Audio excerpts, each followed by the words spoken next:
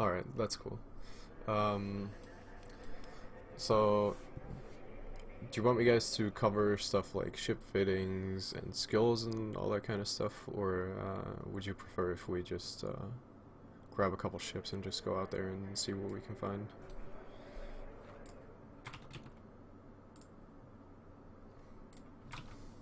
I don't know. I think if there's somebody that's completely new to, we should figure out, how you get into it. Mm-hmm. Cool. Yeah, that'd probably be helpful. Alright.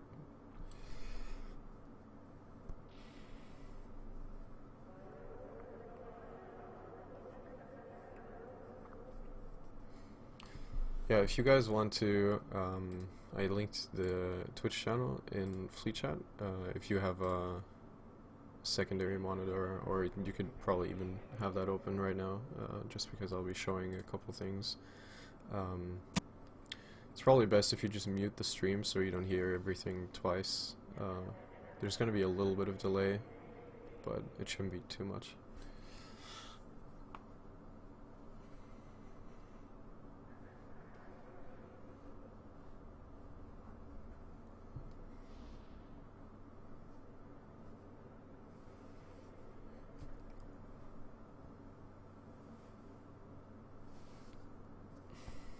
So if you guys could just open that and let me know if it works for you or if there's any issues.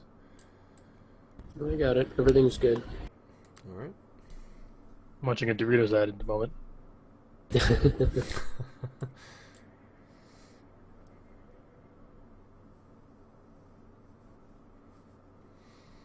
There we go.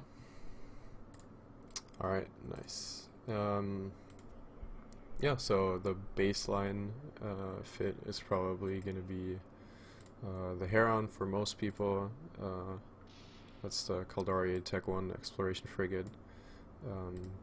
It has, of course, different racial variations. There's one for every race. It's just the Heron has a very nice slot layout. As you can see, it has 5 mid-slots, so you can put a lot of scanning and hacking modules on there, and you don't really need any high or low slots for exploration ships, at least for the Tech 1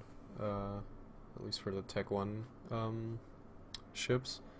Really all you need in the high slots is a cloak and a probe launcher, and for the low slots you can do the nanofiber structures for increased ship speed and faster align time, or you could also do warp core stabilizers if you prefer those. I personally prefer the nanos just because I'd rather warp out before anyone can target me instead of being targeted, and if they have enough warp scramblers they can still hold me even if I have warp stabs. So yeah, you can pretty much see what the basics are. Again, you want to have a cloaking device just so you can cloak up while you're scanning every time you get into a system, because the exploration ships can't properly defend themselves. So it's kind of a sneaky playstyle. You get into system, you drop probes, you cloak up, and then you look for cosmic signatures, relic and data sites in particular, which you have the data and the relic analyzers for. Of course, you're also going to need a probe launcher. What was that? Are you going to hit up deep safe and usage of? Yes, I will. We're just now starting, so I'm just covering basic ship types and fittings and skills like that.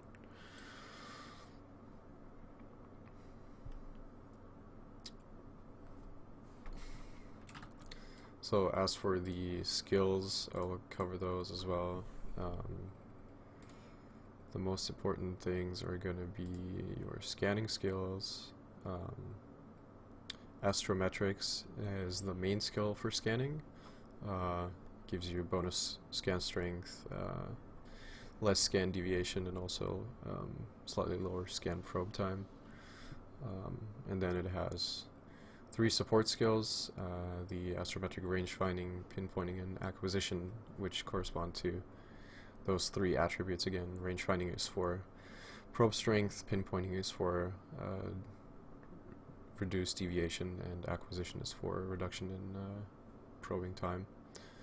A good baseline to start off with is having the main skill astrometrics to level 3, and then having the 3 support skills to level 2, and then you want to get range finding to 4, and you want to get astrometrics to level 4, and then the 3 support skills to level 3 at least.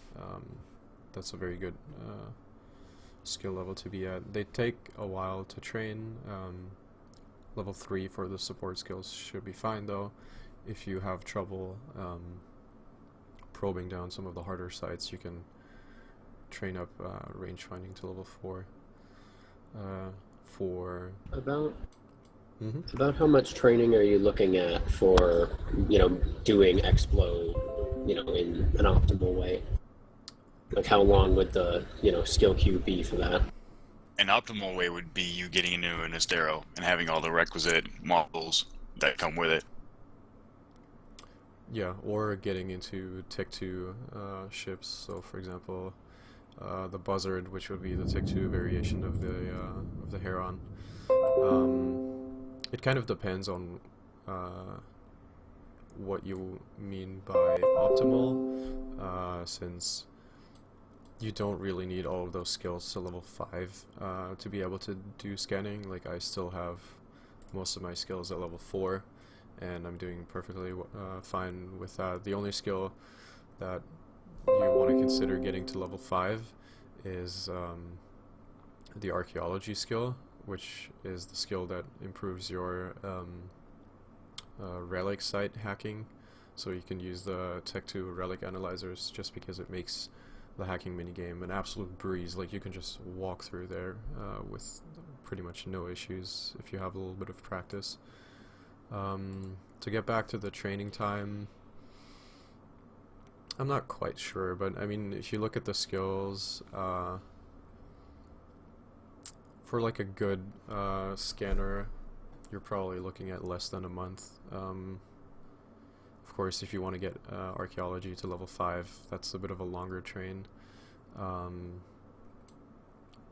That's like, yeah, that's around 12 days alone to get that to level 5. But if you just want archaeology and hacking to level 4, range finding to 4, the astrometrics to 4, and then the support skills to 3, which is like perfectly fine for really good exploration, you're looking at like close to a month of training. But the good thing is you don't really need that. You can do perfectly well with a Tech 1 exploration ship and just decent scanning skills. When I started out, I was using the Heron for the longest time, just because it's super cheap, it's very affordable. If you lose it, it's no big issue, and you still make tons of money if you just practice it enough. So you could start with very little training and then work your way up. Yes, exactly. That's one of the good things about exploration, is that you can start doing it very early on, and by improving your skills, you're just kind of making your life a little bit easier. Okay. So another thing that you should look at, again, since the Heron, or in general the Caldari hulls for the exploration ships, have very nice slot layouts with 5 mid slots. One thing to look at, you could use the cargo scanners, which let you scan the cans that you want to hack, and they will tell you. Man, I kind of wish you didn't tell them about that. I know, I'm getting to that. It's just, again, like, you have to keep in mind that, first of all, scanning the cans takes time, so you're kind of reducing your ISK per hour if you're trying to maximize your profits. And also, it kind of, it's just frustrating hacking a can and then failing it, and having cargo scanned it before, and you can see there's like 50 mil in it, and you lose the hack because you screw up a little bit, and it just frustrates you. So personally, I'd advise you not to use the cargo scanners, since, like, even just for the reason that it takes longer. There's the third option, or the third situation here, which is you scan down a relic site, you get there, and there's a fucking can left because some douche scanned it down and figured out that it wasn't worth his time. Then that makes you an asshole. So don't do that. Finish the site. Yes. So one thing you can do, if you for some reason don't want to finish a site, at least blow up the cans so the site despawns after you leave it. So I don't know, like if you don't have time anymore, you want to go AFK or whatever, you have to go unexpectedly, or I don't know, like a strat up is coming up and you have to get back quickly or whatever. Just start the hack and fail it twice, which will blow up the can, and just blow up all of the remaining cans so the site will despawn after you leave it. So the other option, yeah, sorry, go ahead. Is there a specific kind of site we're looking for? Like, what kind of site would be a good site to look for? So the way that the loot tables are balanced right now, relic sites pay quite a bit better than data sites do. It's Substantially. yes, Like, by margins. yeah, it's a large difference. So if you just want to get in practice, and I mean data sites do still make you a little bit of money, just go with relic and data analyzer. If you're serious about, just absolutely maximizing your profits, you can drop the data analyzer and just focus on the relic sites. For example, if you look at the fit that I'm using for my buzzard, I just have a Tech 2 relic analyzer and then some scanning modules. So I'll talk about those real quick. Essentially, there's three different scan arrays. There's scan range finding array, scan acquisition, and scan pinpointing array, which, as you might notice, correspond to the three support skills for astrometric. With the slot layout of the Heron or the buzzard, you can kind of fill up your spare slots with that, which is another reason not to use the cargo scanner, because you can improve your scanning by adding some of those arrays. And yeah, so range finding gives you better probe strength, and scan acquisition simply lowers your probing time a little bit. And Yeah, did you tell me about the emission scope sharpener? not yet. I was just about to cover rigs. If you look at the different rigs that are on the Dojo Heron, the first thing you have is the small gravity capacitor upgrade, which essentially does the same thing as the range finding array.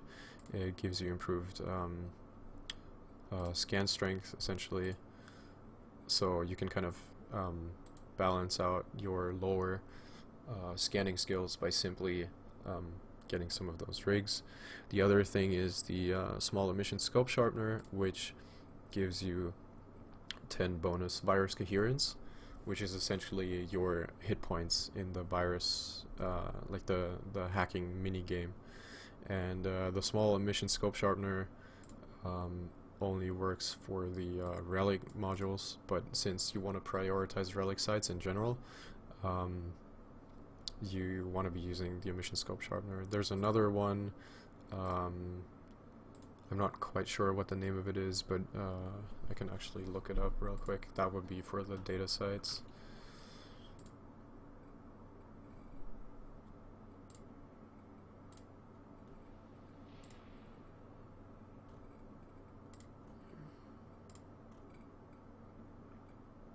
Yeah, it's the small memetic algorithm bank.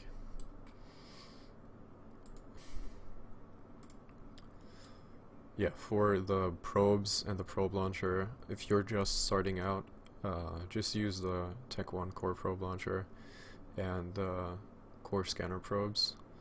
If you have a little bit of practice and you can, stay alive with your ship, you can upgrade to the Sisters core scanner probes, which give you more scan strength, so it makes scanning even easier, though they are slightly pricey if you're just starting out. if you're looking at the market, they go for over $500,000 per piece, and you need a set of 8, so you're looking at like 4 to 5 million just for a set of probes. Though once you can afford them, they are definitely worth it. You can also get an upgraded probe launcher, though that one is usually very pricey. As you can see, they go for around 40 million, and in my opinion, they're not super necessary. Like, even if you can afford them, the bonus that you get is, Yeah, it's marginal gains. yeah, it's very marginal. The Sisters probes are a lot better, so if you're looking at ways to upgrade your fit, just go with the Sisters probes. You don't necessarily need the Sisters probe launcher. That's pretty much it for the Tech 1. Real quick, are there any questions? You guys, are you guys following along? Is there anything I should cover again? Oh, I have a question. What would be good implant? Implants. All right, hold on. I got that. I got this part. All right. John, do you have implants, or do you want me to roll with this one? Sure, go ahead. All right, so there are, of course, grades of implants. These are the ones that I use to maximize my success in Nullsec Explo.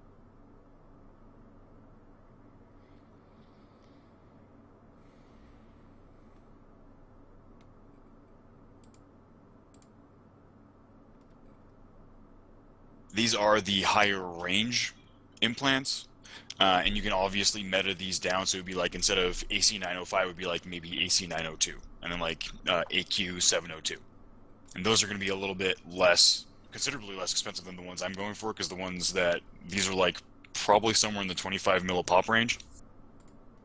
Yeah, this is for when, you know, you're looking at exploration using, I don't know, like an Astero Astradios, or maybe even, you know, something like a Tech 3 cruiser. So this is like top of the line essentially. Yeah, because right now I'm flying Astros, and all of my abilities are level 4. Yeah, that's another thing to keep in mind. Even though you can fly the Astero, doesn't necessarily mean that you should. It's kind of a Yeah. deceptive skill requirements. The Astero is very easy to get into just from the hull requirements. You only need Galente frigate and Amar frigate to level 3. The thing is, they're very pricey for a frigate hull, and you don't really want to be using them. Like, you're looking at an 80 million price tag for a frigate hull.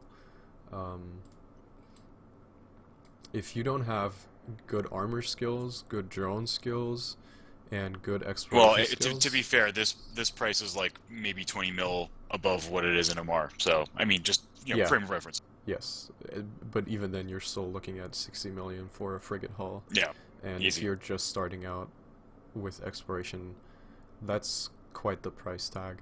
And again, it's one of those ships that is very fast to get into, but shouldn't really be flown if you don't have proper support skills. So, what does like an average fit for a Heron cost compared to, say, the Tech 2 frigates there, and then we know what the Astero cost? So, like, how do they compare? I'll show you real quick. So I'll just go to save fit, and then I will go to buy all, and I will just get the price of the stuff that's in station right now. So keep in mind, you could get this cheaper if you were like in Amar or somewhere, but we're just gonna look at the fit here. Yeah, I think my It's Astero fit total is like 100 and something mil, 130, 120. Yeah, that's around what my Astero fit is as well. If you're looking at the Heron fit, it's like less than, I mean, right now it's showing 5 mil because there's like 1 or 2 things missing on the market, but still, like, you could drop the salvager. You really don't need that. You You could drop the drones if you wanted to. Like you're probably not going to be using those either. Drop the cargo scanner, add another range finding array, and then you have to, you're looking at another like maybe 200 or 300K from the nanofibers, or probably less actually. Like the Tech 2 variation is very quick to get into, and yeah, they're like 300K on the market, so you're looking at 6 million in total, compared to like 60 million for an Astero, just the hull without fitting, and this is like the total fit.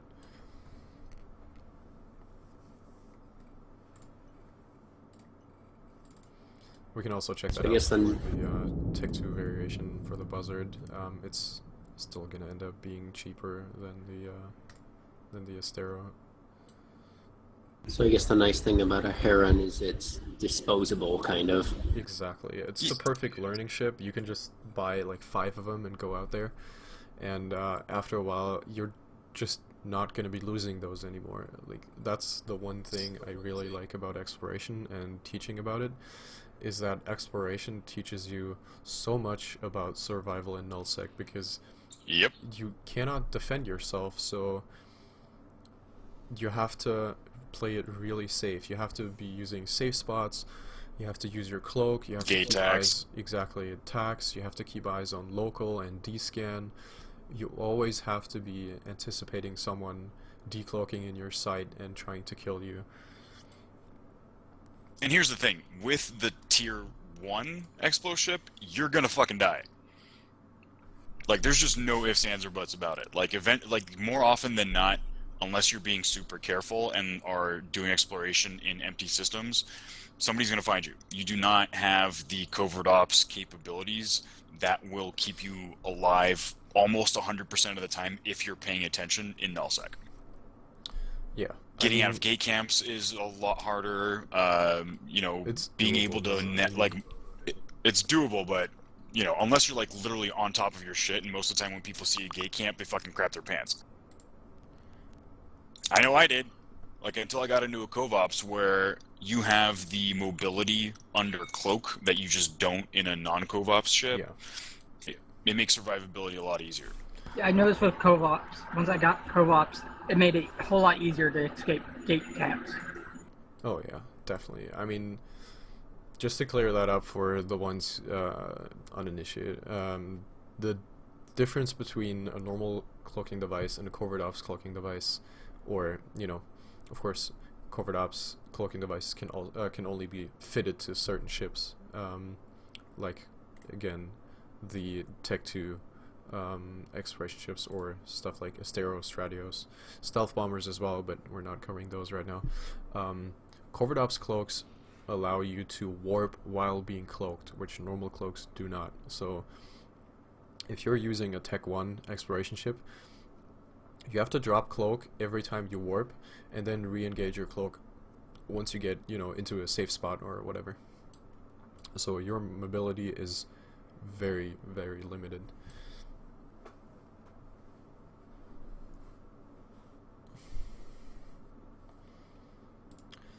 Also, as you might have seen, I checked the price for my Buzzard fit that I'm rocking right now, and it was like 110 mil, including hull and fittings. But I'll quickly cover that as well. I mean, I'm using the Sister Score probe launcher and the probes, covert ops cloaking device,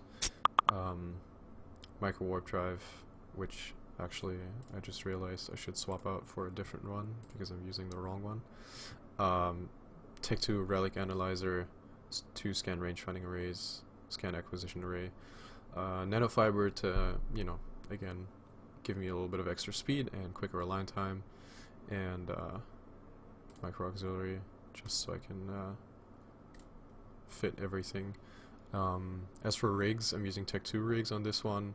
So Tech 2 small gravity capacitor upgrade for better scanning, and then I'm using a small hyperspatial Tech 2 for faster warp speed. You can tell I get 10 AU warp speed on the Buzzard, which is really, really nice because you're going to be doing a lot of warping when you're doing exploration, so having faster warp speed will actually end up increasing your IS per hour slightly because get from place to place a lot quicker.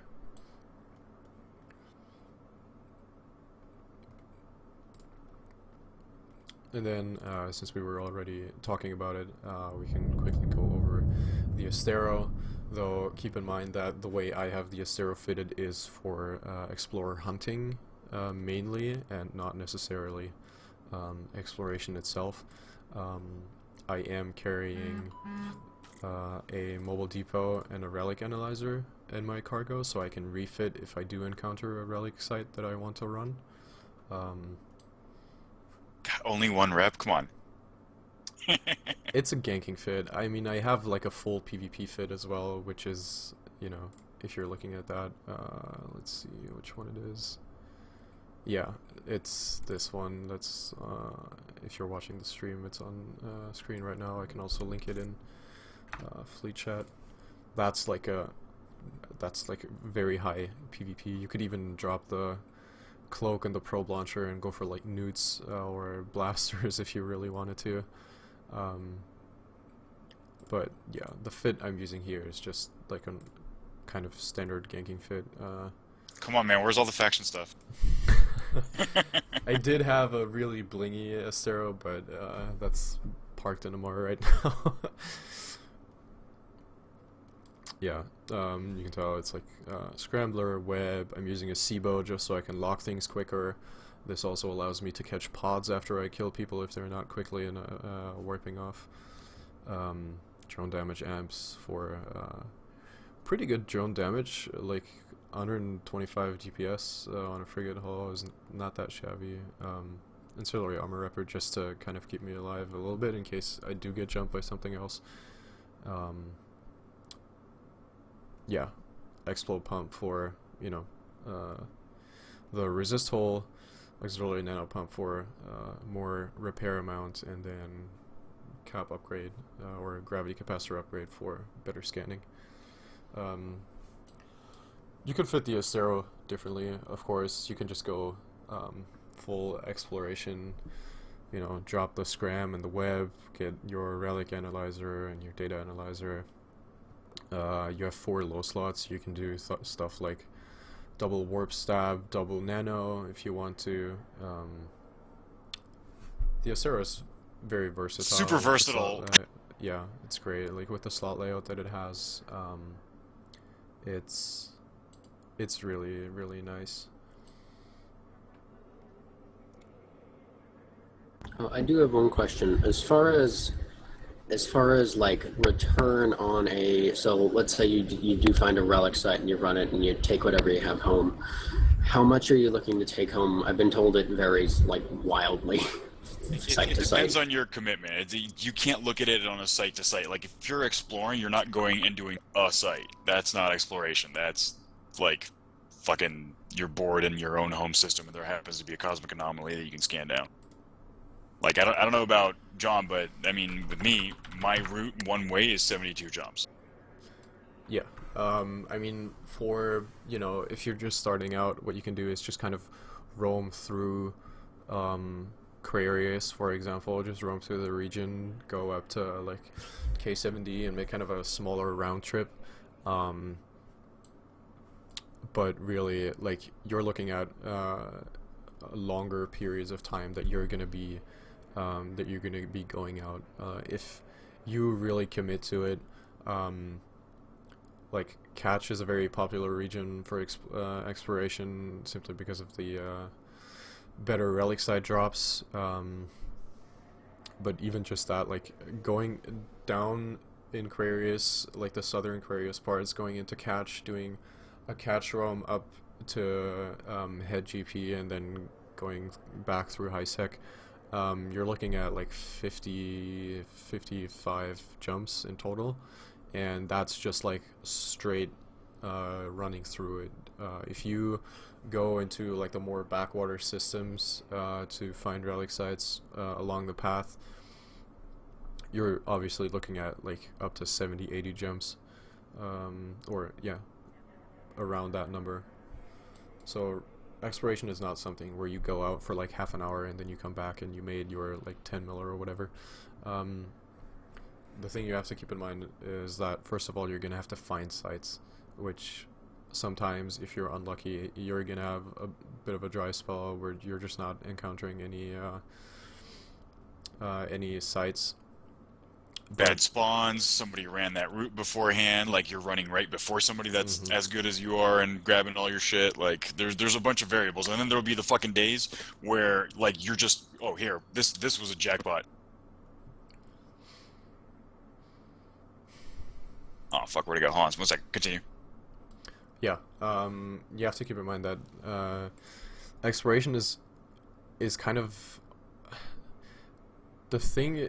If you compare It's a it probability to stuff game. like, yeah, exactly. It's kind of like gambling in a sense. The thing is, if you compare it to ratting, with ratting you get ticks. You know, you improve your DPS, your ticks get a little bit better, you make a little bit more money. It's steady income. You can set a timer and say I'm gonna go out for like 1.5 hours, and you can pretty much calculate beforehand how much money you're gonna take home with you.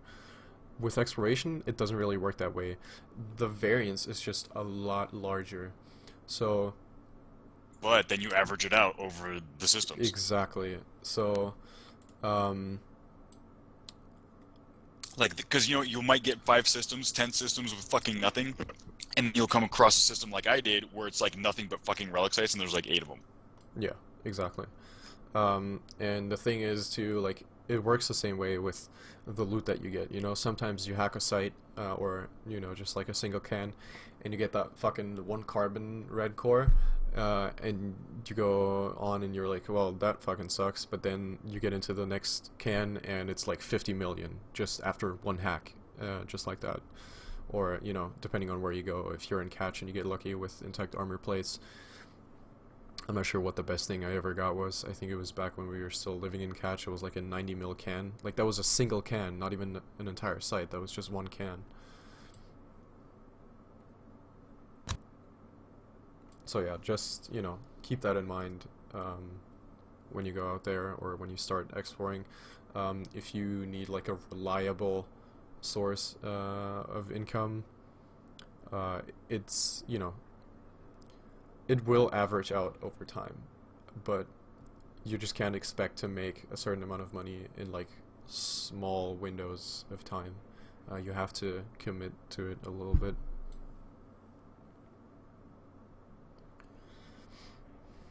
Alright, any more questions so far before we move on? Well, how exactly do you get rid of all that loot? Does you use is there a buyback program, or do you move it to a hub, or I what go to exactly? Amar personally. Xantia also buys. Depending on what route you take, like if you come through HiSec, what you can do is you can just drop it off in a HiSec station and then later pick it up, you know, either with an alt, or you can fly up there with an interceptor and fly it to Amar or Jita or whatever. But if you just want, you know, convenient money, just contract it to one of our buyback systems. There's different ones. There's Xantia. You can use the 420 buyback. You can sell it to Mr. Doodoo. There's like a whole bunch of different ones. Just, you know, choose whichever one. You're gonna make your money, don't worry. Yeah, Gotcha. definitely. I'll link those buyback systems real quick before we move on. Because like there's the Explo, there's the blue loot that you get from sleeper sites, there's the BPCs, the T2 BPCs that are fucking money. Like, Yeah, I came up on a sleeper site, but crap my pants, I ran away. yeah, if you ever want to get a walkthrough for those, let me know. Shit. At some point, maybe John, like maybe one of you and I will like maybe scan one down and do an impromptu class or some shit. Yeah, I think one was reported earlier in OTK actually. I can see if I can run over there in a little bit. But yeah, unless there are... And stay away from those improved covert ops sites. Yeah, if you find any site that has the word covert in its name, like, fucking don't go to it. The ghost sites will wreck your shit if you don't know what you're doing. They're sites that essentially you go in there, there's like, I'm not sure if they changed it Unless you're in a since last tank time, but Stratios, like you will die. yeah, essentially they have like if I remember correctly, like I haven't even done one in a while, but they have like 3 cans and 4. or yeah, 4 in total, and you have a timer that's like 2 minutes from the it's time you decloak. yeah, from the time you get into the site and decloak, it's like 2 minutes. But it doesn't exactly like tell you. You don't really get like an It's exact like timer. up to 2 minutes. It just tells you like in local like there's some bullshit text that's like yeah yada yada whatever. What it boils down to is that I think it's like stable up to 60 seconds, and then after that it's either like a minute 30 or 2 minutes, somewhere in between. It's like slightly randomized. The site will just blow up. So if you're in anything less than like a tank fitted Stratios, you're just gonna die. So really like stay away from those sites if you don't know what you're doing.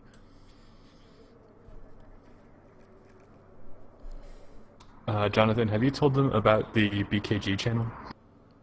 No, not yet. Do you want to talk about that while you're here? Sure. So, most of you guys, if you're just starting out, are going to be looking for relic or data sites. And let me close this window really quick because it's kind of noisy.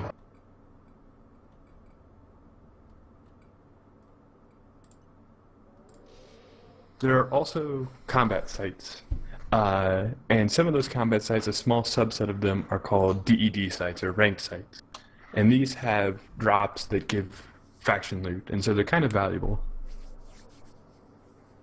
You can run those. You can't run them in a usual exploration ship. Most people use either Black Ops ships or Tier 3 cruisers or kind of higher end ships to run these things and get this loot. But if you find them, most of the time we're very happy to pay you for the location of them. So let me drop it into Dojo. I linked it in Fleet as well. Oh my god, I'm gonna make so much money off you guys. How far will you go? Me? Well, whatever, you guys. I'll usually take Quarius or Catch. Oh, wonderful. We will hit up Kudoku and I'll add you and we'll be doing much business. Yeah, there's a channel called #BKG. When you open it up, you see a list. Inside that list are all of the DED sites that you can find in Nullsec. And then the prices that we are willing to pay. So the idea behind that is if you find one of these sites, you just type in that channel, hey, I found a 8 out of 10. Does anybody, an 8 out of 10 signature? And usually it kind of is a nice indication if you're like, I'm in a system with a shitload of newts, just because people kind of get antsy when they buy those systems. And someone will contact you and be like, hey, I'd like to buy this site. And you say, okay, great. It is signature XYZ in this system. And then they give you the money. So essentially you get paid just for finding these sites. You don't need to run them. But if you find them and you post it in there, people will pay you for it. So it's a good way to make a little bit extra money on the side. Yeah, especially for you new bros. Did we talk about Tripwire yet? Nope, not yet. We're gonna be covering tools in a little bit.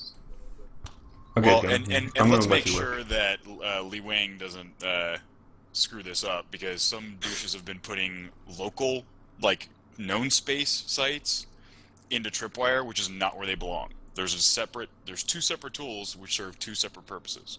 You've got Deep Safe, which is fucking awesome, and then Tripwires for wormholes.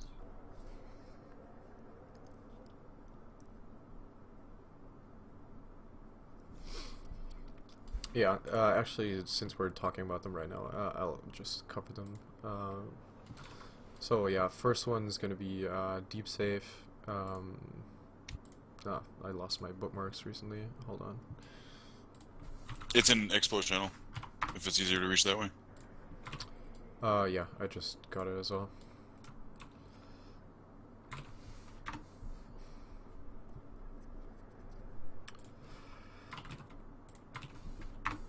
So I linked it in Fleet as well. You just log in and At this point, the guy that actually runs it, he rebuilt the site recently, and it's actually made to work with out-of-game browser better. Just FYI. yeah, you can run it out of game. I'll just have it on screen right now.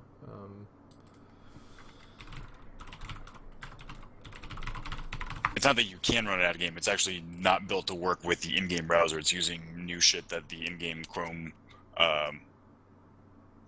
version doesn't work with. Yeah, right. Just, open the link that's in Fleet Chat, log in with your Eve details, and just check it out. Actually, if you give me a moment, I'll set up the stream so you guys can see that as well.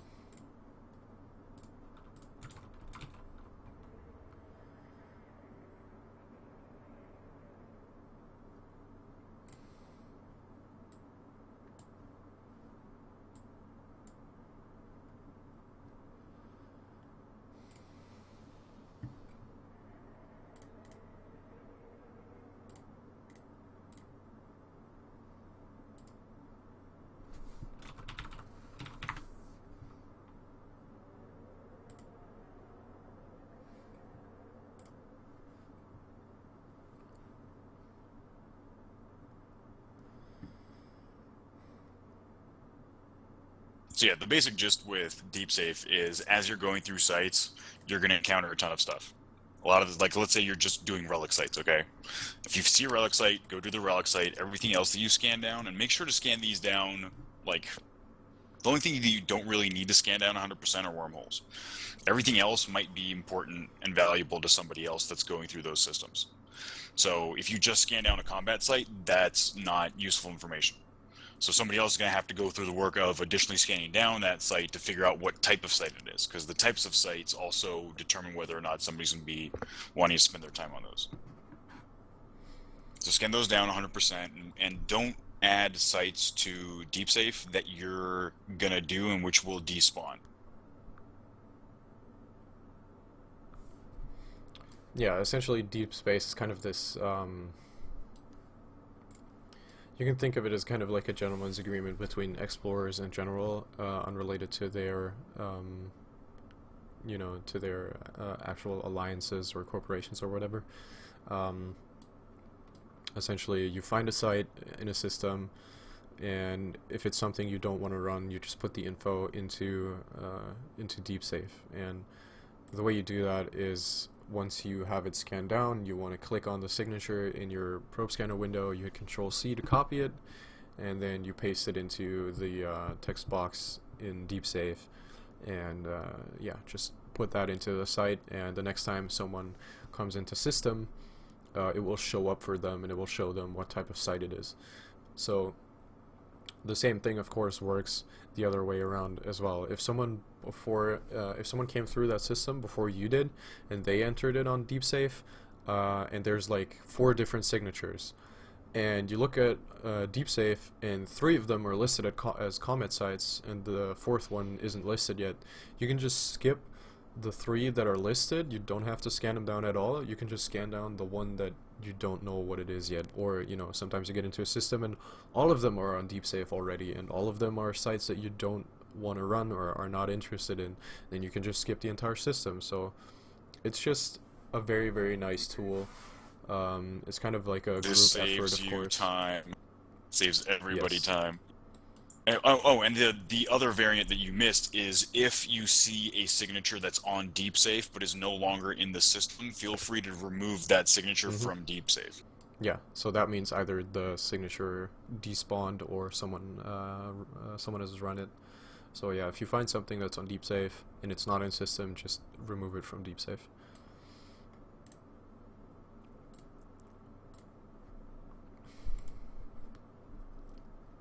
Alright, so the other thing that John mentioned is tripwire. So this is for when you find wormholes. I'm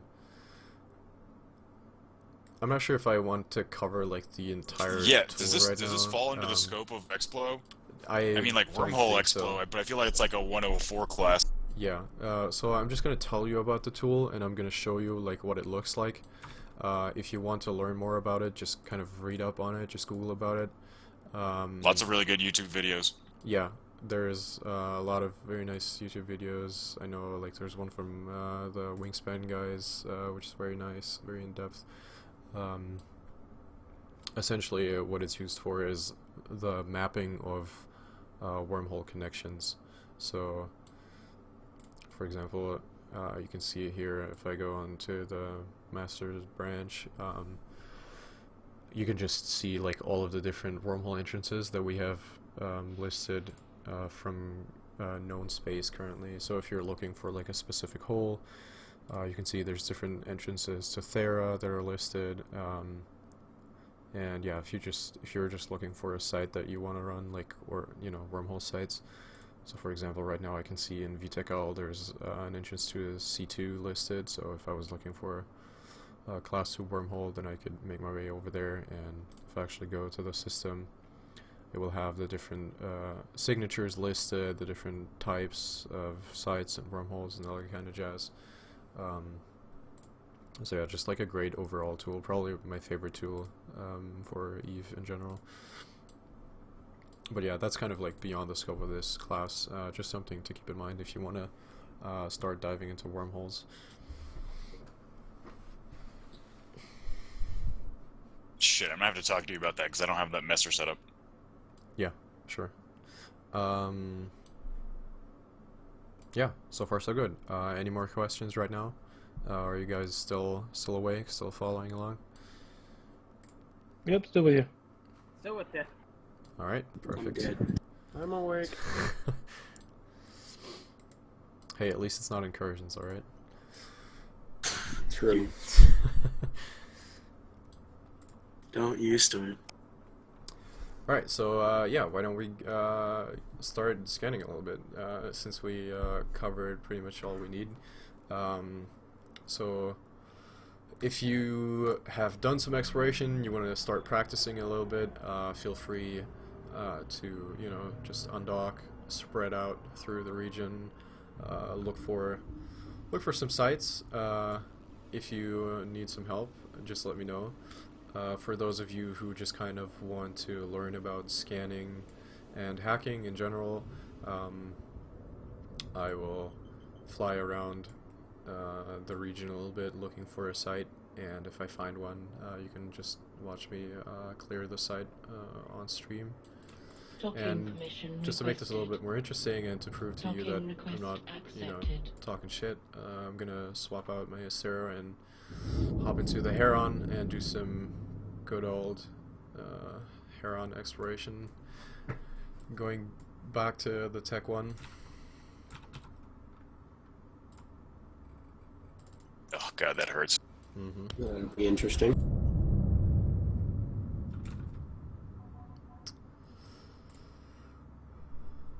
Yep, so this is the fit that I'm going to use. I'm just going to take it straight from the Dojo hanger. No, just make sure I have probes. Yeah, I'll get some spare ones.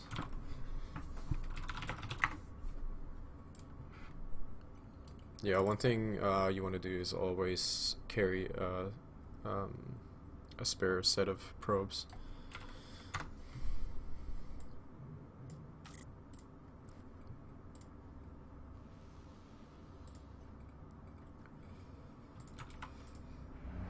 Alright, this is going to be interesting. Let's see how it goes.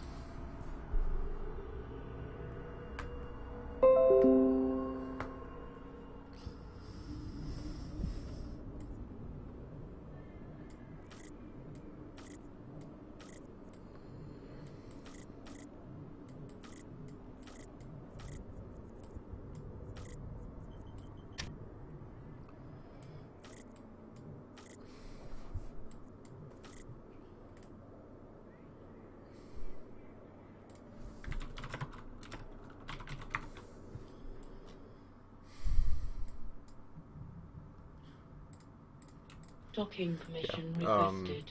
Before I go out, actually, I will show you some other things. Docking request So accepted. again, I mentioned it earlier, you always want to make sure you keep yourself safe.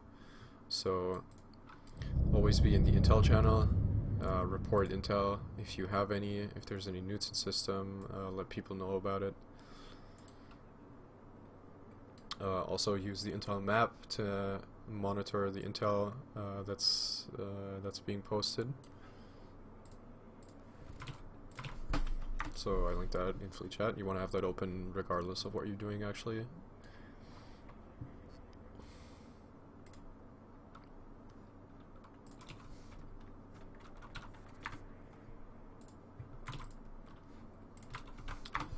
And I'm going to quickly mention dotline as well. It's like a mapping tool for Eve, essentially. It's a lot better out of game, but yeah, I'm just gonna use it in game real quick so you guys can see it. So right now I'm looking at the Aquarius region, and it's filtered for jumps. That's like a statistic from the last hour. You can also set it to 24 hours to give like to get a more broader sense of like which systems are the active ones. I'm just gonna leave it at jumps in the last hour.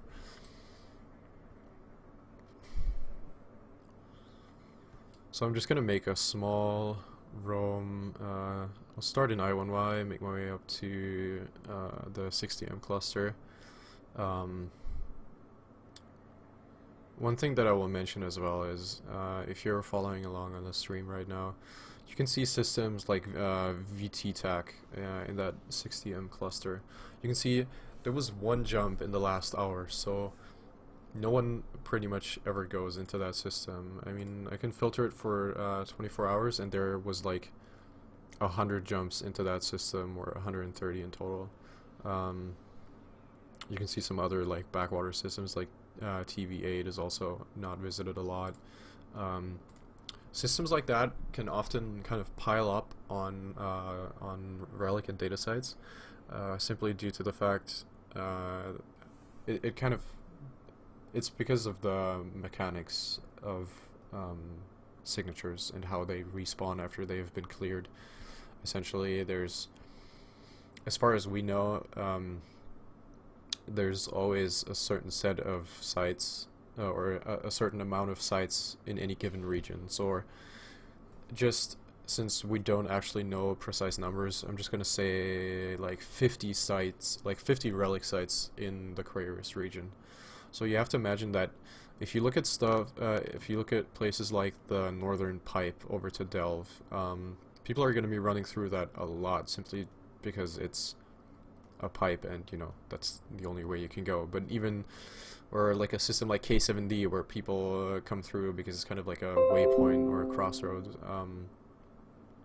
you're gonna have people clearing sites in those systems very frequently, and every time someone clears a site, it's gonna respawn in another random system somewhere in that region. So after a while, that kind of causes those sites to pile up in systems that are not visited a lot, which makes it very, like even more so worth for us as explorers to try and visit those systems specifically.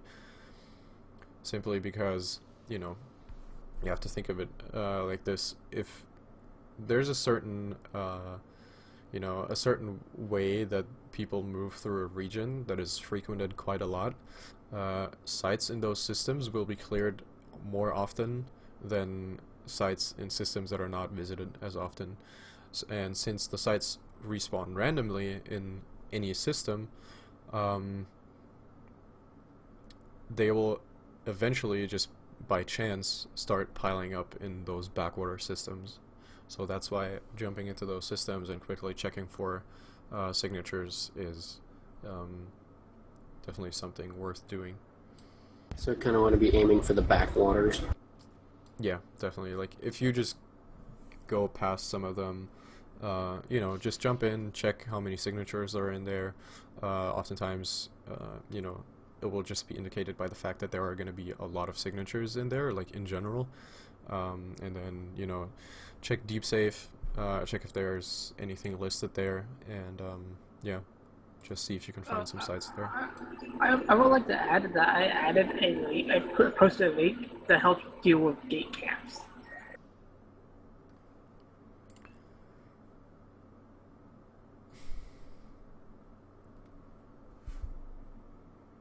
Do you want to talk about that a little bit?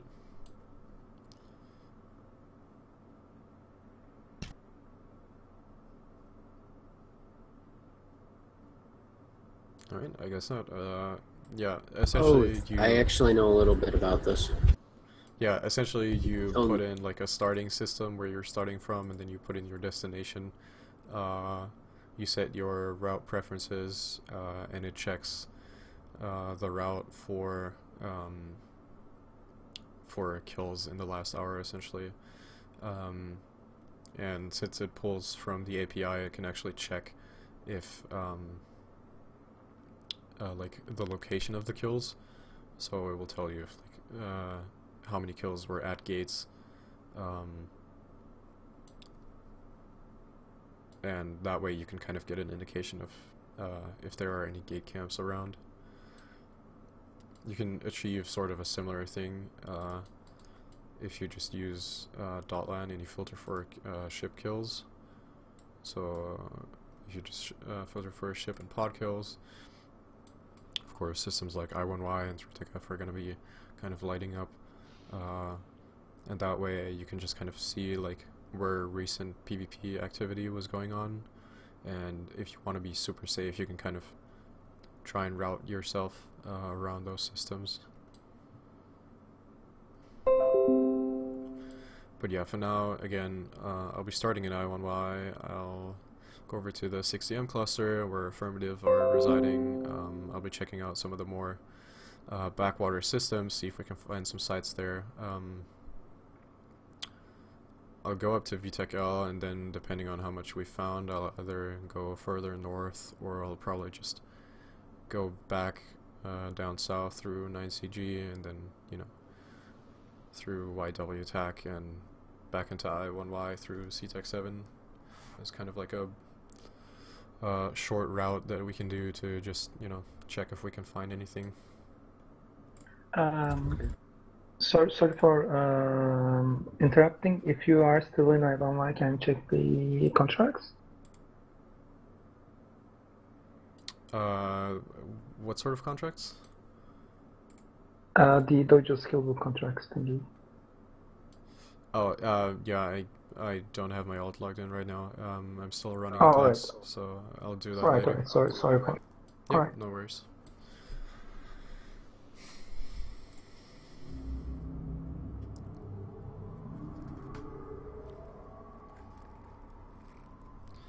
So yeah, I'll just be going out, looking around for a couple sites. Feel free to continue asking questions if you have any.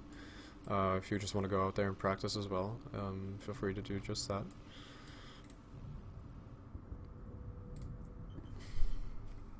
so I know you can go into wormhole space, and there are relic and data sites in there, but I heard that there were certain classes that they're in that you want to be running. Yes, if you go in there. You're looking for relic and data sites that you can run just with the ships that we were talking about. So that will be sites that are unguarded with no rats guarding them. You will have to stick to class 1, 2, and 3 wormholes and avoid class 4, 5, and 6. So yeah, there are 6 different classes of wormholes, and since we're talking about it, I will quickly go over how to check that as well. Let me just link this tool.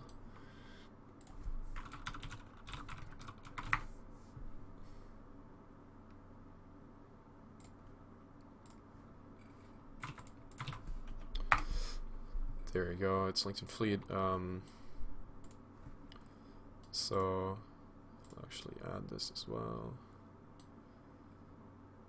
Yep. Yeah, this site, you can just put in the system name of any wormhole, and it will tell you what class of wormhole it is. So I happen to do quite a lot of wormhole explorations, so I make a new folder for each wormhole that I go into. So I think this is the first time someone's actually seen this Yeah, if you're watching on stream, you can see my endless list of it's quite a few. Oh my Yeah, gosh. these are all the wormholes that I've been in so far. But yeah, we'll just pick one at random. Let's go for this one. So that's J171225.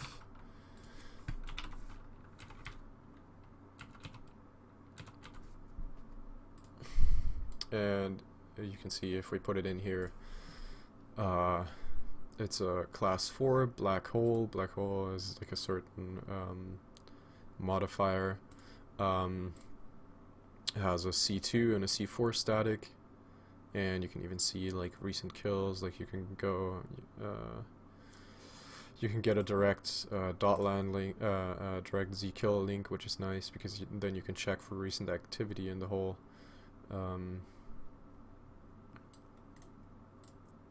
And yeah, I will even try and guess like who the occupants of the wormhole are.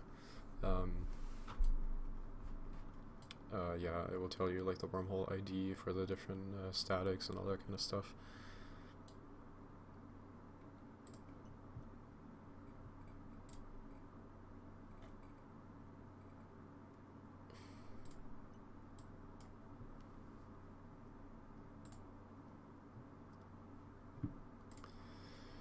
Alright, I'll start on my little roam now.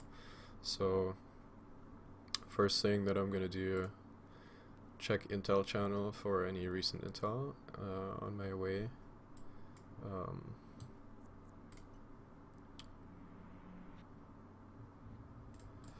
I happen to have a safe spot that's close to the 3 tick F gate. And what I was going to do is just descan the gate to check if there's any hostiles on it on this side, but I'm looking at local right now and there's 0 neutrals or hostiles in system right now, so I'm just going to warp down to the gate. I will, however, warp to tax just to show you the advantage of those. So if there's any system that you frequent a lot, or in general, if you have kind of like a set exploration roam, it's very helpful to set up these little perches or gate tacks or pings or whatever you want to call them. They should be between 150 and 250 clicks away from a gate, so you're still on grid with the gate, but you're also far away enough that you can warp to it. So in this case, I can see there's just a couple wrecks and like a blue frigate on the gate, so I'll warp down there and head over into 3 tick F.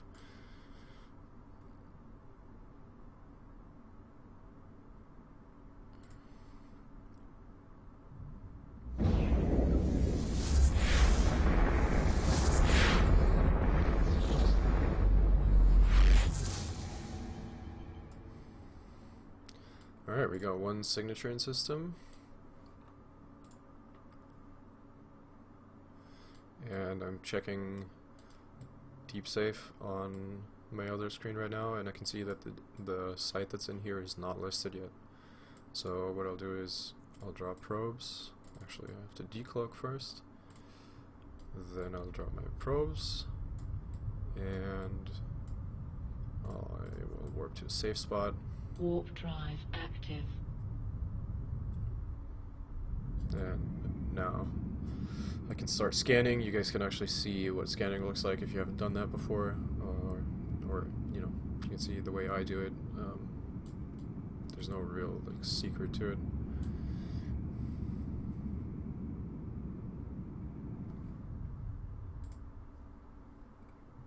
Alright, now that I'm in my safe spot, I'm going to cloak up so I don't show up on dscan. Probe scanner window. The signature is right in the middle of the system. I always use the pinpointing one. You should be too. The whatever it's called, the spread formation doesn't really work that well for scanning. So with scanning, you want to make sure that the red sphere of the signature is completely covered by the spheres of your probe. So this way you can get accurate scan results. Yeah, and then you hit analyze, and let's see what we get with this with this Tech 1 exploration frigate. This will probably take a while. Oh, well, that was quite a bit easier than I expected. Alright, so in that case, it's a combat site, and since we're not looking to run that, I'm just going to put that onto Deep Safe. So I just click it in the probe scanner window, hit Control C to copy it, and then I will just put it onto Deep Safe, and now it's listed there for the next person to come into, so they can save some time.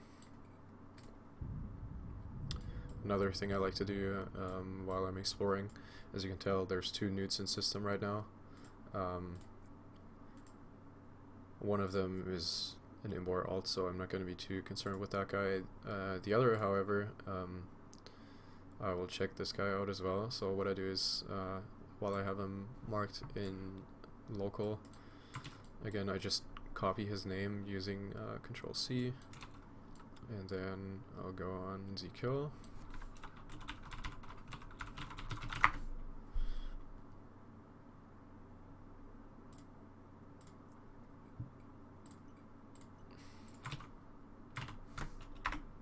Oops, that didn't work.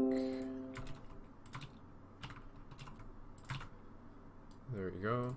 And I just copy in his name, and this way I can see what his recent PvP activity was. From what it looks like, he's probably a Lynx Tengu. Yep, that's exactly what he is. So I'm just gonna ignore him for now and go on to the next system.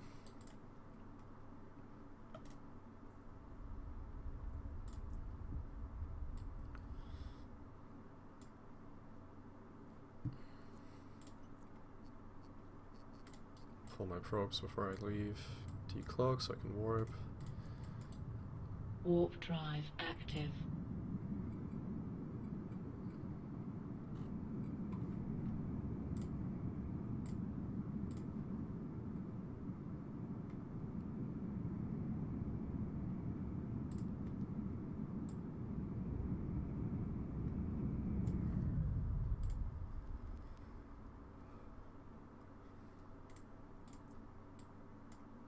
Warp drive active.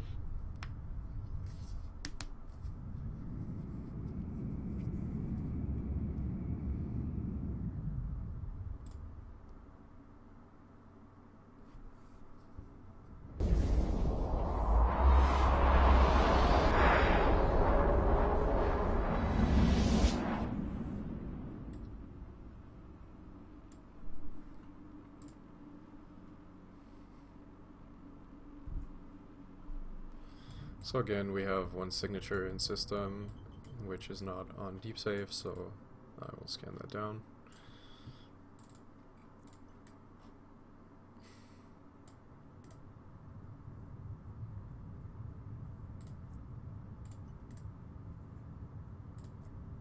Warp drive active. So in these systems that are close to I1Y, you can see that I've safe spots set up already, so I don't have to do that every time I get into system.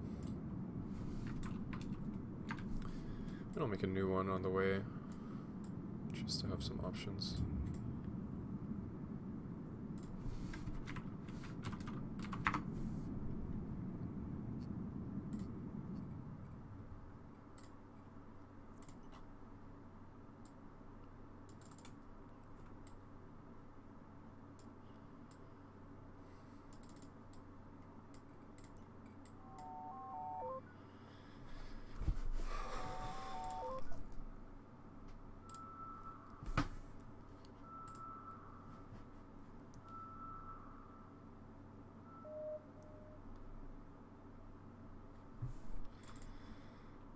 Yeah, so this one we didn't instantly scan down, So we just center our probes on the signature and reduce the probe range a little bit every time we start a new scan.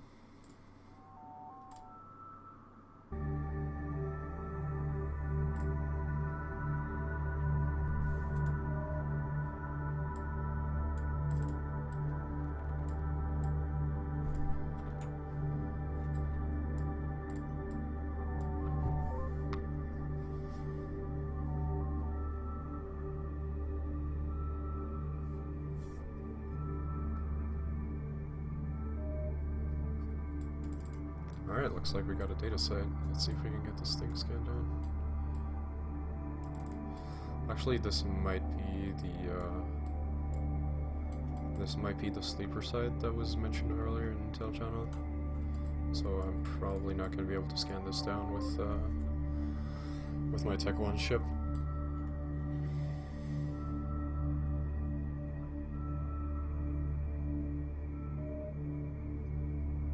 Yeah. It's a limited sleeper cache.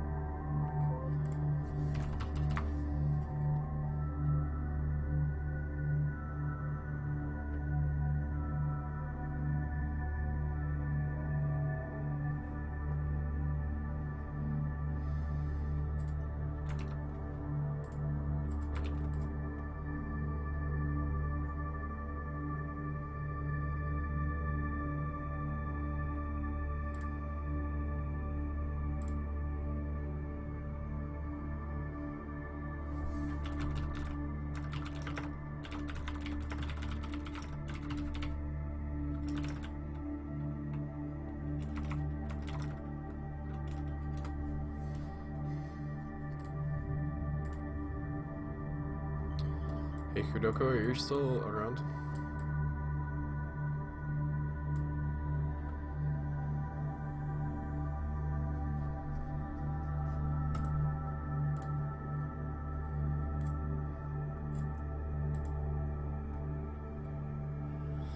Alright, so we're not going to be able to run this site in Heron, so we're just going to move on.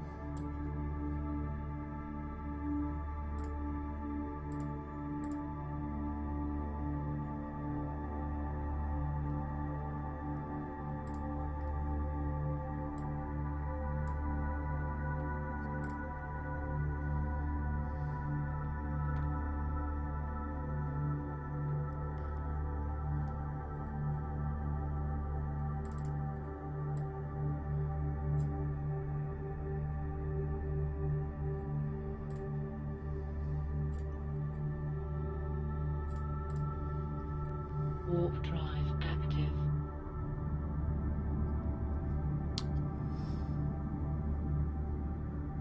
Oh, for the one in Twitch chat asking about the formation space vessel, the way you do that is you hold control, and then those little arrows will show up, and you can pull them in a little bit closer, and that way you can sometimes scan things down that you won't get on 0.25 AU scan range. If you move them in a little bit closer together, you can get a more focused scan, and yeah, that way you can scan down those things where you're just missing like a couple % on the total scan. want to make sure you don't move them in too close though, so you don't like completely overlap the probes. If you do move them too close, the scan result is actually going to get a little bit worse, but you can just incrementally kind of start moving them closer.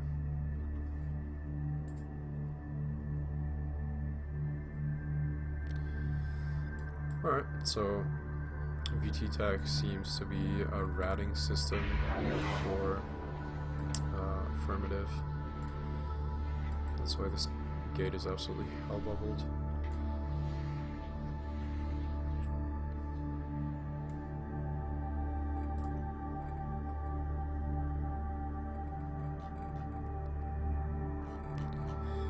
But since there's 2 signatures in here, we're gonna check those out. I'm just gonna burn out of these bubbles.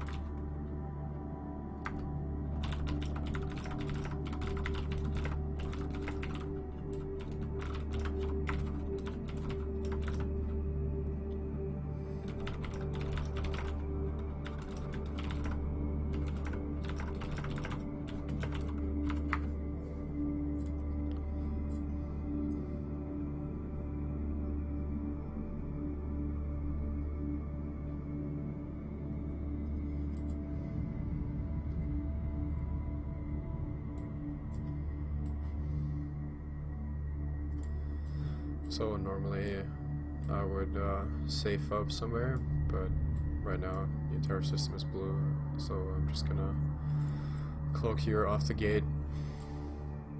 This way I can also keep an eye on the gate in case anyone comes in, and since it's completely hell bubbled, in case anything that might be of danger comes in, I can always just warp off.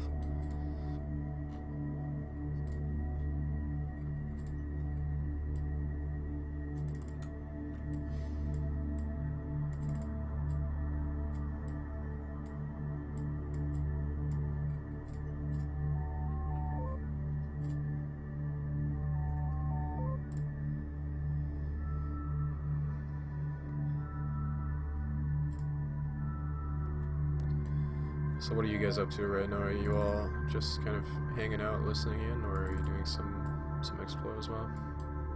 I'm doing some explore right now. Just sitting cloak because there's a couple of nukes in system. I'm just watching the stream at this point, see how it's done before I go out and try it myself. Cool. Yeah. It is surprisingly relaxing. Oh yeah, definitely. I love exploration. It's kind of chill. You just kind of float around through space, and I don't know. Scanning is kind of a relaxing activity in general.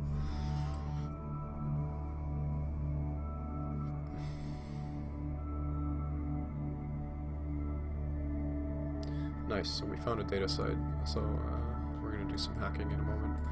I'm actually gonna scan down the other side as well, just so we can see what that is before we get going with the data site.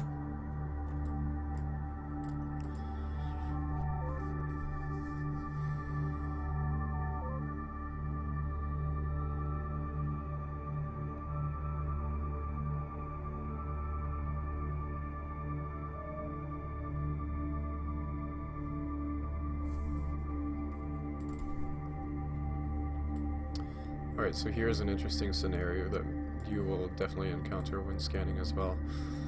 As you can tell, the signature that I was scanning down originally has now turned into 2 different little red dots, but they both belong to the same signature. So in that case, usually what you would have to do is, decide which one you wanted to scan down, and then if you're lucky, you're gonna go for the right one, but if not, you might end up losing your scan and you'll have to start over again. There's a trick to this. The way the algorithm seems to work is that the correct one is always the one that is further away from the center of your probe formation. So if you're watching on the stream right now, you can see that the way I have the perspective set right now, there's one below right here, and then there's one to the left, and the one to the left that's a little bit higher, that's the one that's further away from the center of my formation. So I'm going to move my probes over here and scan down this one, and you'll see that this will 100% of the time be the correct one. So that's something to keep in mind when you encounter those split formations or split signatures.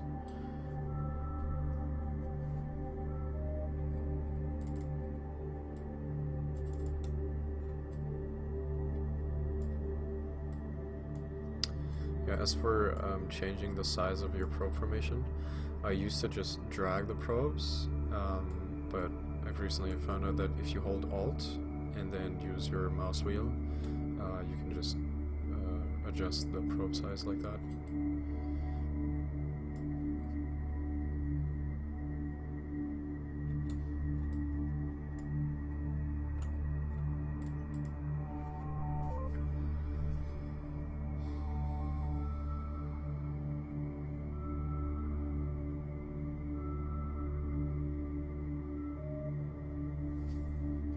Nice, it's another data site, so we'll get some hacking practice.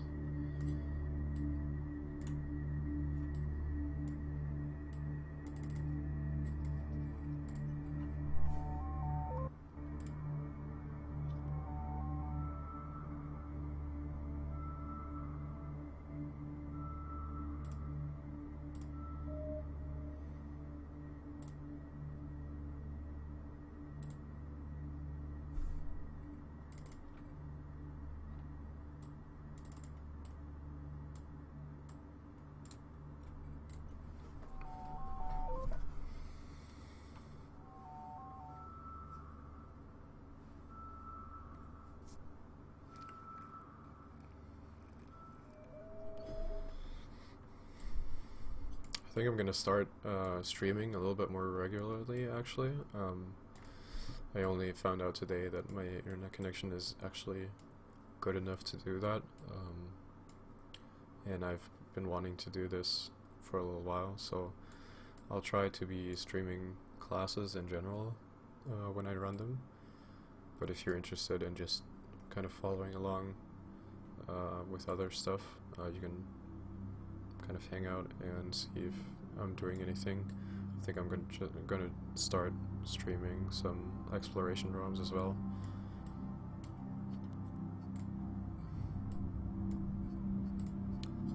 Alright, well, we have the data site scanned down, so I'm gonna pull probes and drop my cloak and warp to the first one. Warp drive active.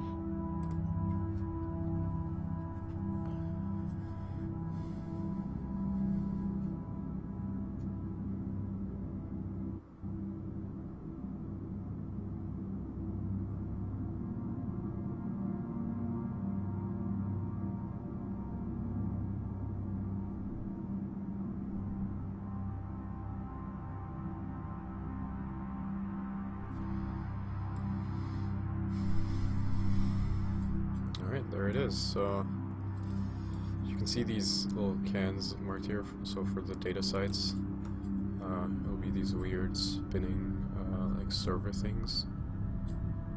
So those are the ones that you want to be hacking.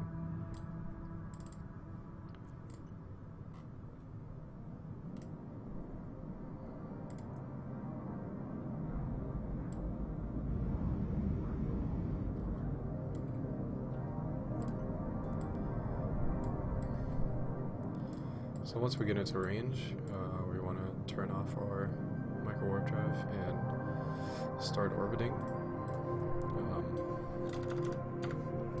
For the exploration hacking, we want to orbit the cans at around 2000, so that way you're still in range of your analyzers, but you're also far and away enough that you can cloak up in case anything comes into system or into your site, because you have to be further than 2000 away from something to be able to cloak up. And if you're cloaked and you get, or something else gets within 2k of you, it will decloak you. Alright, so let's get the sack going.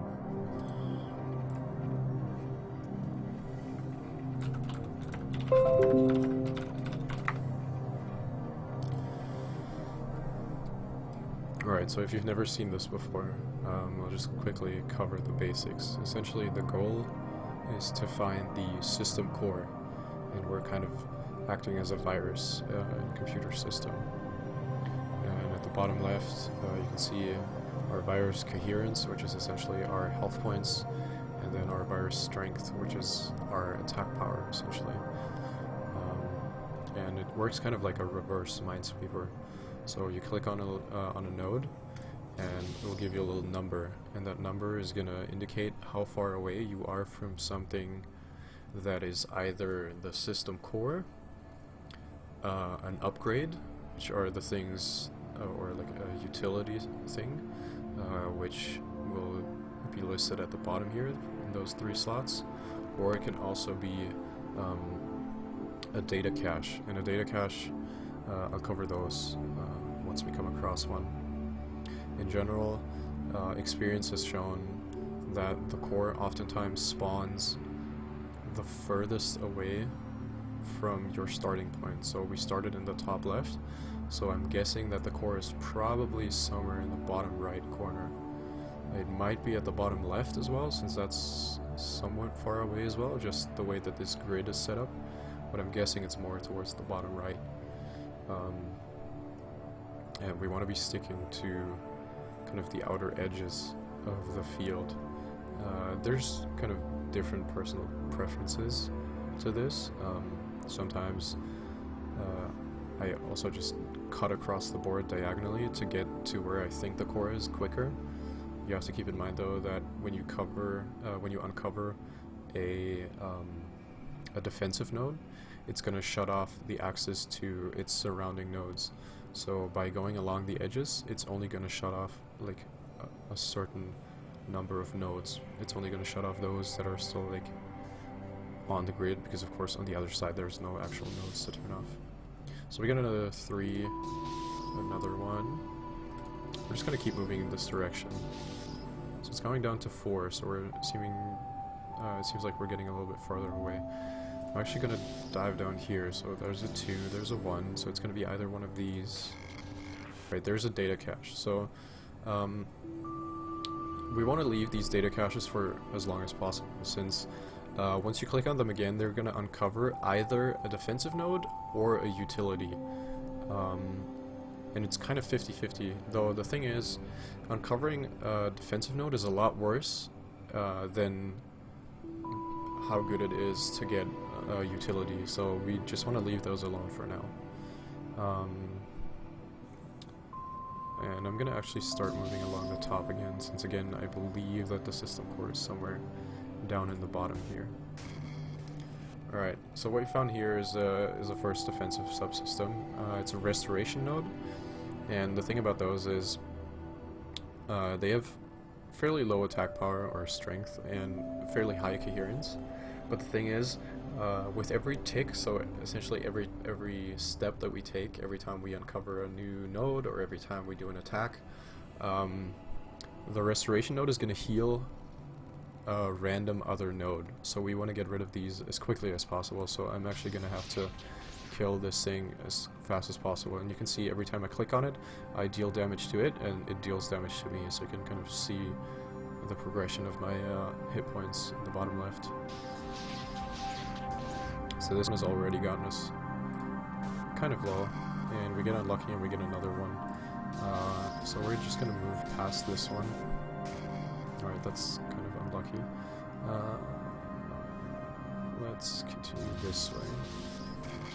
Alright, nice. So we get a utility subsystem, and this is a polymorphic shield. So this one is gonna protect us from the next 2 attacks. So since we deal 25 damage, and this one has this antivirus has 50 health, we can kill it in exactly 2 hits. And since we deal our damage first, and then the node deals damage back to us, if we clear it with an attack, it's actually not gonna deal damage back to us after that attack. So I'm gonna activate this shield, and there we go, we cleared it. Alright, that's unlucky, we get another restoration node, and you can see it's kind of healing up the one that's at the top right. We're getting kind of low, so I'm hoping we can find the core quickly. Doesn't seem to be where I suspected it though. So, perfect. So what we got is a repair tool, or a self-repair. So we're going to activate that, and it's going to start repairing us over the next 3 turns essentially. Nice. We get another utility. This time it's a kernel rot. This will cut in half the coherence of any defensive subsystem. So this is very good to use on things that have a higher amount of coherence. Alright, so now we found the core. As you can see, it's got 70 coherence and 10 strength. And we're going to use this kernel rod on it to cut itself down to 35, so we can actually clear this within 2 clicks. And yeah, that was our first hack. And now we can open this cargo, and yeah, we get 800,000. That's not too bad for our first scan. It's not great, again, data sites aren't that great, but yeah, it's a good start.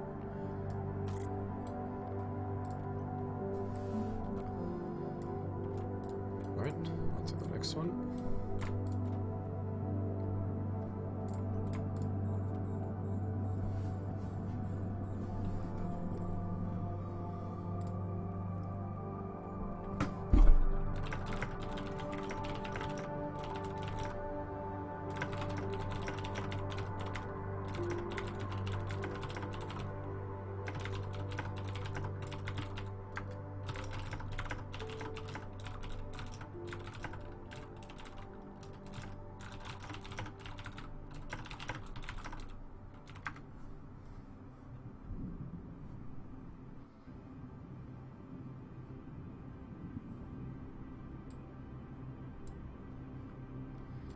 Alright, so since we have it, I'm actually going to use the cargo scanner.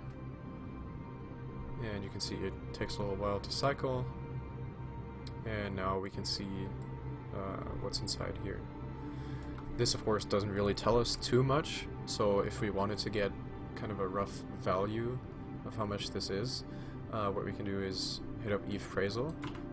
So by hitting Control A and then Control C, I first mark everything that's in this list and then copy it.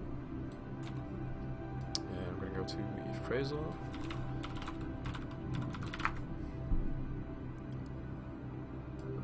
That was the wrong one.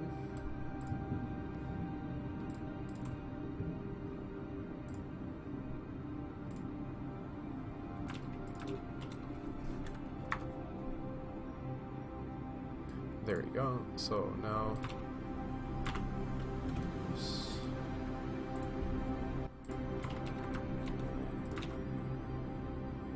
now we just paste this into Phrasal, and we can see it's around, you know, if we go for the buy value, it's around 700k. Alright, let's start hacking this one as well. Alright, this is kind of a large grid. Again, I'm kind of suspecting it to be in the bottom left since we're starting at the top right, so I think I'm gonna go along the top here and then maybe do a little shortcut down here and see if we can find it.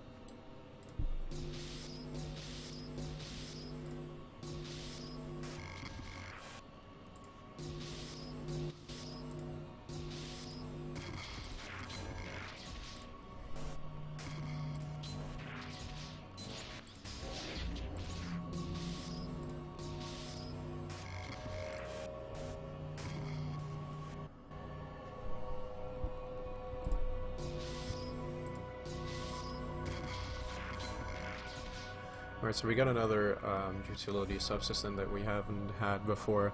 This one's called a secondary vector, and essentially it will deal 20 damage per turn over the next 3 turns.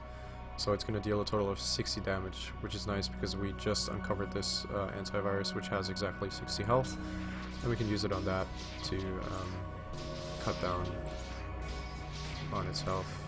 And when it's gone, there's unfortunately another one in its way, and I'm pretty sure the core is down here, so we're actually gonna have to clear this probably. Unfortunately, we don't have enough health to do that, so I'm gonna start looking for some other utility subsystems.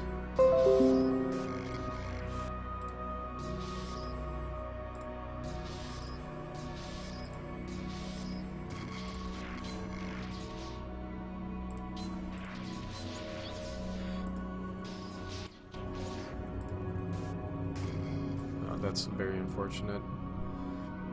So at this point, I'm gonna start opening these data caches in hopes of finding some more utility subsystems. And there's the core, but as you can see, it has a lot of health. We only have 30 left, so I think we're going to be able to clear it though. We deal 25, we go to 20, we deal another 25. Yeah, I think we're going to be good. No, unfortunately not. Actually, we miscalculated that. We need one more. Ah, that's very unfortunate. Yeah, we're not going to be able to get this hack through. Should have cleared this first.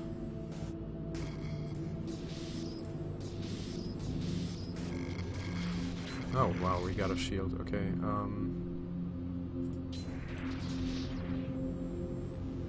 We're still not going to be able to get through it though, unfortunately.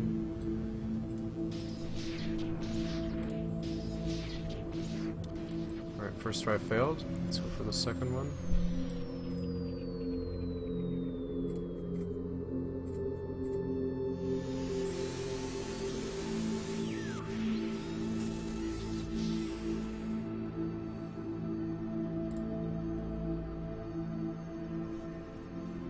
But as you were able to see, the core was actually in the bottom left when we started in the bottom right, so it's at least somewhat of a reliable idea. So we get a self-repair right off the bat, which is nice to just increase our overall health a little bit. We get another one, that's very nice. Restoration node, unfortunately, we have to clear that. And a virus suppressor right afterwards, that really sucks. So these things, they will reduce the amount of damage that we take, and it will actually round down after cutting it in half. So we started with 25, and it cuts it down to 12.5, and then rounds it down to 10, which is terrible. So we're unfortunately going to have to clear this and take a ton of damage. So we found the core, but we're way too low on health to be able to clear this. So we're gonna have to look for some other utility subsystems.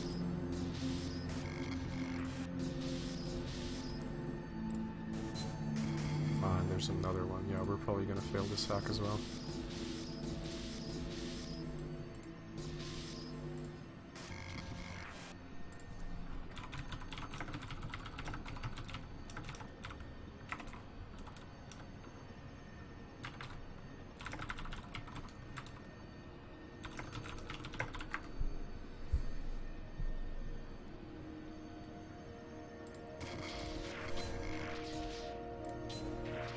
So we got very lucky getting this secondary vector, because that's going to allow us to clear this virus suppressor.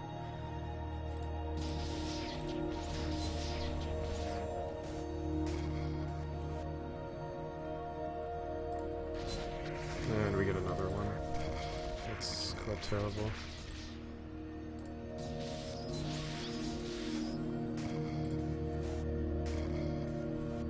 Yeah, we got screwed here.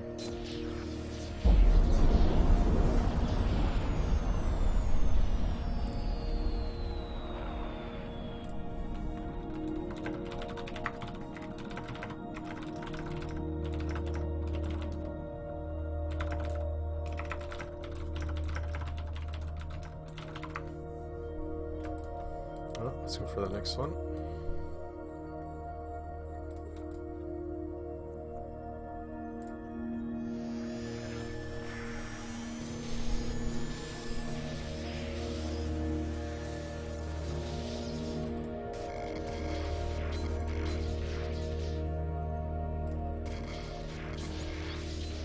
So with this grid formation, I'm not too sure where the core is. We started on the left side. It's potentially right at the bottom right. We're just gonna start. We're just gonna keep moving along the top though. So with this blocking us off, I think I'll continue along the bottom actually.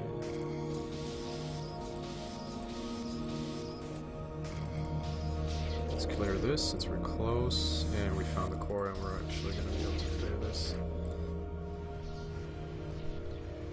Yeah, that was a pretty shitty can.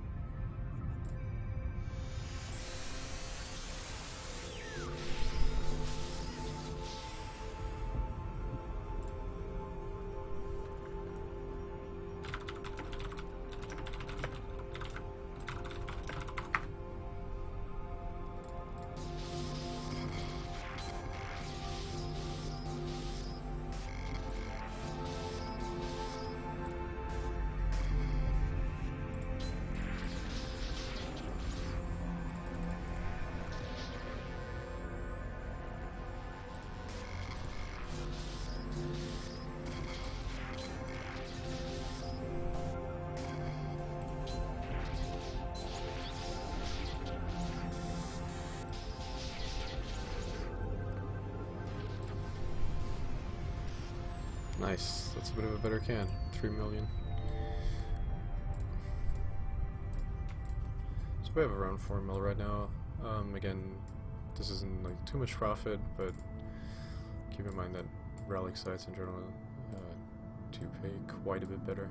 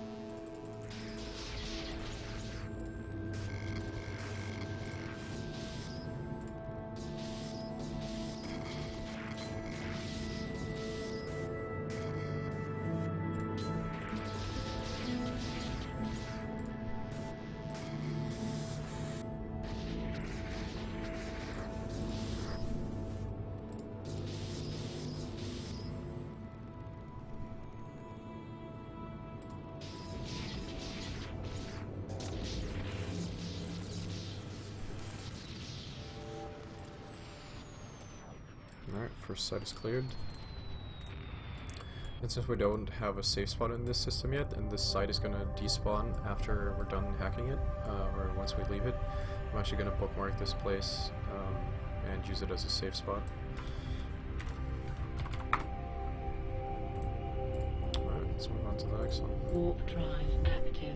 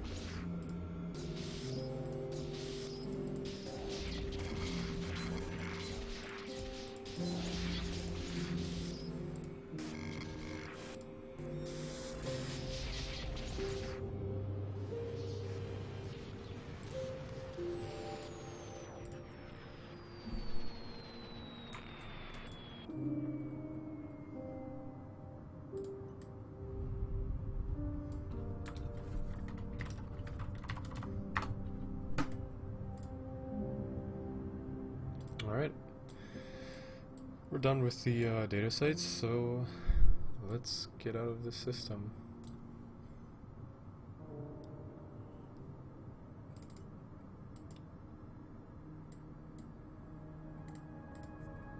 Warp drive active.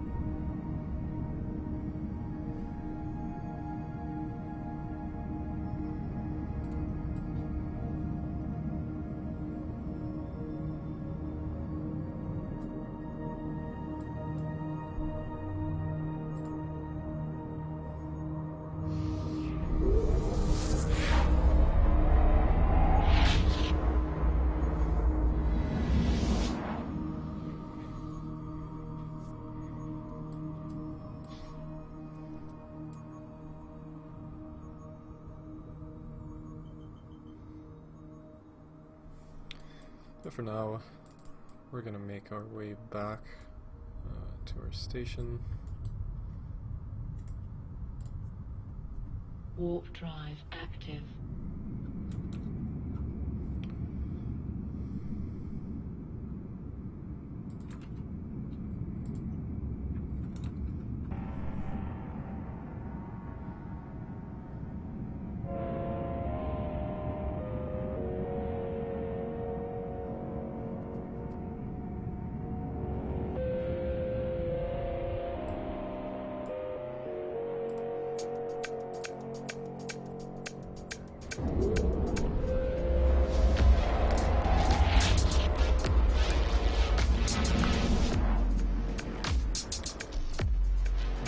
Looks like we have a couple nuisance systems, so we're going to be a little careful here.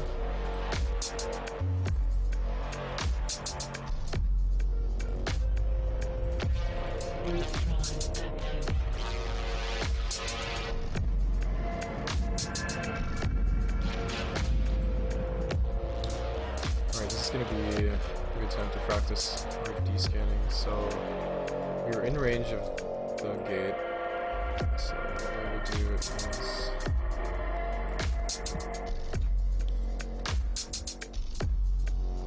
can simply track this gate, set our angle down, so it's 15. Looks like nothing on the gate right now. Just to be safe though, we're still gonna look to attack.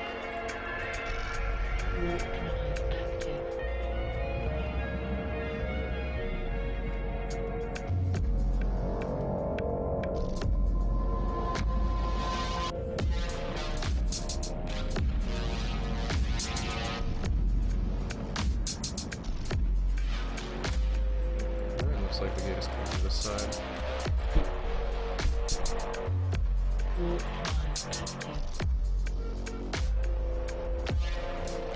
There's nothing on log scan, nothing in the capsule, so we should be good. Let's see what the other side looks like.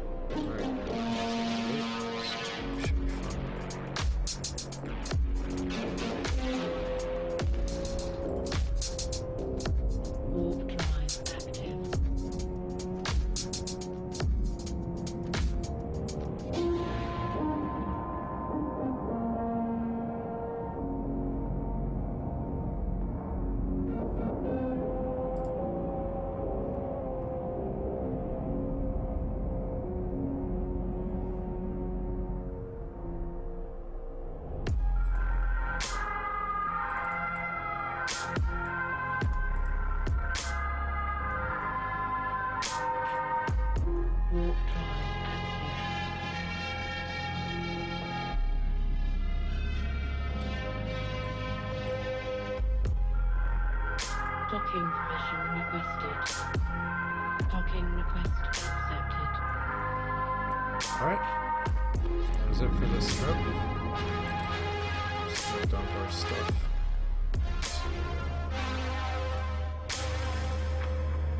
Loot box. So we can sell that stuff in a little while once we've gathered up some more.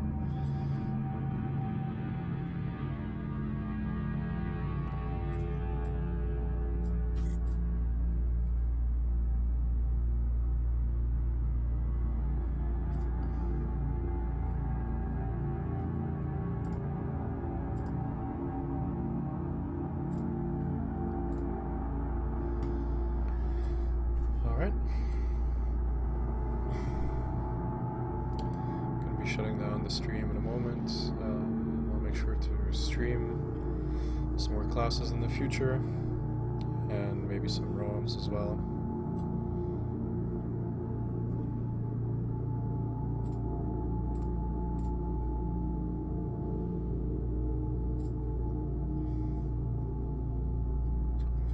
So if you came to the class, thanks for participating, and if you were watching on stream, thanks for watching. Thanks for running the class, John.